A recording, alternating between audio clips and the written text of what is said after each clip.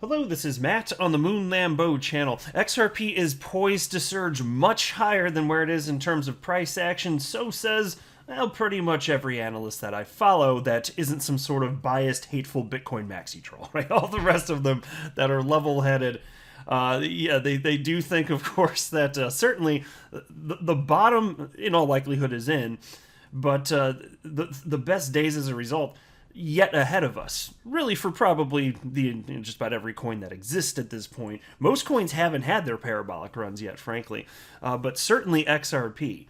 It will be hitting its all-time high in all likelihood and enter a new realm of price discovery. And it's just interesting to see, as pointed out by a popular XRP chart analyst, XRP, its current setup, it looks like what happened with Bitcoin previously before it rocketed in price. So I'll be sharing with you some of the specifics on that. But I do want to be clear at the outset that I don't have a financial background of any kind. I am not offering financial advice, and you definitely should not buy or sell anything because of anything I say or write. I just think it's fun to talk about this stuff, XRP related, Ripple related in general, and crypto. But that is all that it is. Now, as I record this, XRP is at 70 cents. Bitcoin's at $34,928. Market cap for the asset class, $1.45 trillion. And Bitcoin dominance actually down a smidge at 44.94%. And the market was actually, for most of today, a little bit down, at least compared to yesterday. But, hey, within the last couple hours or so, it's been trending upwards. So, you know what? I'll take it. But still, I insist that over the long haul, none of this is going to matter, because either my personal bet that I made for myself will be right, or it's not. And that bet that I made was that after the XRP bubble that formed last market cycle inflated and then popped at its peak January 4th, 2018, my bet ever since then, even after I saw that the price was tanking and was like, okay, this is clearly bear market territory, my bet ever since then was that XRP would at some unknown point in the future again hit its all-time high, and that it was clear to me even back then, XRP was just moving in tandem with the market. So I was, in a sense, admittedly betting on the whole asset class, but I've always felt better investing in XRP because it actually has utility. And at some point, I don't know when, but at some point, utility, actual usefulness of a cryptocurrency is going to matter much more in the eyes of market participants. It's just not clear right now because most crypto isn't being used. So it seems to me like there's a sense that, yes, it's going to, the crypto in general, it's here to stay, going to be used for something. Not as clear which cryptocurrencies are going to have staying power here. And so I was actually watching a video from chart analyst DIY Investing, and he said, look, he pointed out something that I'm thankful to see, that we already had our first major impulse this market cycle for XRP. And so to all the people that said after the terrible, scary SEC news, XRP is going to zero, and there's no shortage of those people, especially from the Bitcoin maxi troll side, they were wrong. They said XRP is going to zero.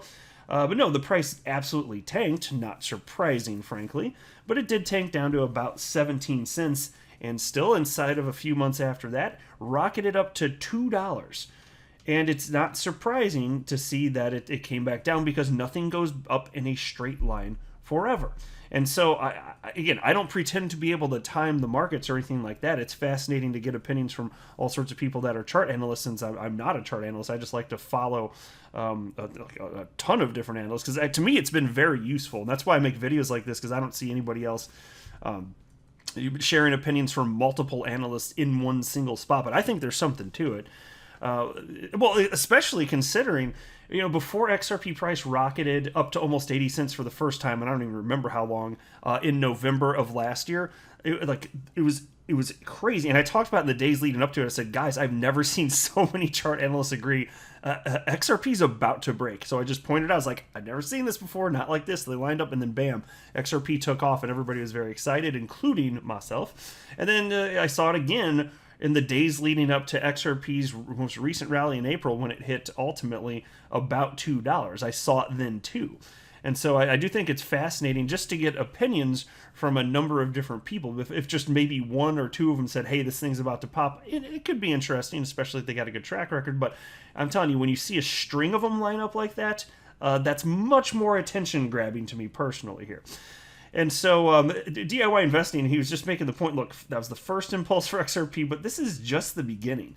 And so, if he was saying if current levels aren't held due to, Bitcoin tanks even further, not that that's necessarily to be expected, he did say potentially in the short term you could see XRP go down to as low as 41 cents, but he's not predicting that even. He's just recognizing, hey, if something happens, what if the stock market crashes and crypto follows? Something like that. Well, yeah, then potentially as low as that, but outside of that, not terribly likely. I mean, he said that he sees XRP outside of something like that. It's setting up for something special, it appears. And so the next major impulse, he says, will rocket the price of XRP into the dollars range, frankly, much higher than it is now, and that by the end of 2021, he says that's probably going to be the best time to take profit. And he's still thinking that you're going to see $20 to $30 XRP this market cycle. So wouldn't hate that in the least. And I also watched a video from the blockchain background. It was interesting what he had to say too. Actually, I got a couple tweets from here. Here you can see same setup before bull runs for the XRP price chart as altcoin market mirrors history. And this is fascinating. So take a look at this. And he shared this a little bit later.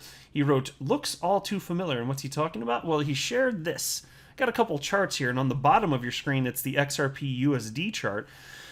And this is leading up to this point in time where we are right now. And he noted that this is the XRP capitulation level. This is the bottom of it, because he does believe that this is the bottom of this portion of the cycle.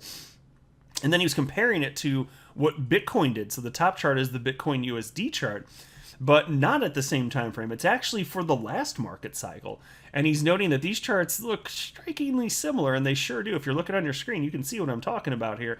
But Bitcoin capitulation occurred here in 2015. What happened afterwards? What ultimately happened? It is because it's fascinating. I mean, you're talking about it was in the range of hundreds back then. And then this is the beginning of its bull run, though, when it ran up to what was then the all-time high at the end of 2017 of $20,000. Just noting that these things look similar. And so I've seen the case made before where it's articulated that XRP, it's behind Bitcoin in terms of price performance, but there's a lot of times that these charts look structurally very similar here. And so still from my perspective, regardless, however long this takes, I'm just going to be sitting tight. And then there was this tweet from chart analyst Kaleo, who wrote, few understand what kind of opportunity stacking in this range is. Be more bullish. And so to all the people fearful out there, hopefully there are fewer of you at this point that are actually fearful. I'm not telling you to buy or sell or hold, again, just to be super duper clear, but I do get the sense that the people that are purchasing right now, they're going to look back in the future, and assuming they don't panic sell or mess something up for themselves, they will see that the price levels here today are going to look like bargains by the time this market cycle's over. But that's the trick, because I still firmly believe that the biggest hurdle to making money in crypto markets is just yourself, because it's a battle with your own human psychology. That's really what it is. And so no one's impervious to that. When you initially jump into these markets, you can learn to behave differently, though, and that's because, admittedly, I especially when I was brand new, I didn't have the data I needed to have huge levels of confidence in what I was doing, but I did ultimately get to a point where the volatility didn't scare me, and in fact, I understood that for these markets, the crypto markets, in all of its nascency, it's actually rather normal. It would be alarming if that just suddenly stopped, actually, and so you get these big pullbacks. And I was like, okay, it's just another day that ends with the letter Y. Like, it doesn't matter. But so many people new to the space, they don't know what they're doing. A lot of people are over leveraged, and that results in sleepless nights for some people. And I do understand that, but I still think many greener days, frankly, are ahead. Here's a tweet from chart analyst Michael Vandepop, who simply wrote, times where Bitcoin and the markets are cooling off, it gives you time to study, evaluate, and reflect on what has been happening in the past 6 months for yourself. those evaluations and reflections will be crucial for the upcoming run, as then you're able to avoid mistakes. Now, that tweet resonated with me because once you have time in the space, look, the data's helpful, very helpful, but living through it is also helpful. It really is just to see it with your own eyes, tracking on a day-to-day basis because you've got skin in the game.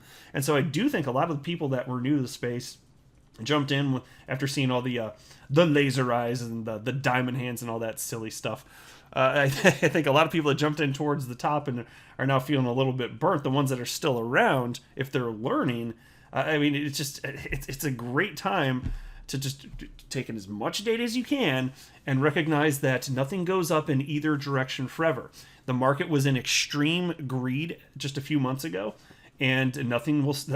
There's no market's going to stay in extreme greed forever. Now we're in extreme fear, but no market stays in extreme fear forever. And so at some point this will go up, which is why I've also said too, another reason I'm not fearful is even if, because people feel like it's the end of the world, like say we're actually at the beginning of a bear market, it's the end of the world, and I just say, okay, fine, that would suck, I guess, but I don't really care because we're in extreme fear right now. I do not believe that for the rest of the cryptocurrency asset class's existence, that it will always be in extreme fear. I do not believe that will be the case. I believe at some unknown time in the future, it will flip to extreme greed. Now, if we're in a bear market, yeah, it could take years from now.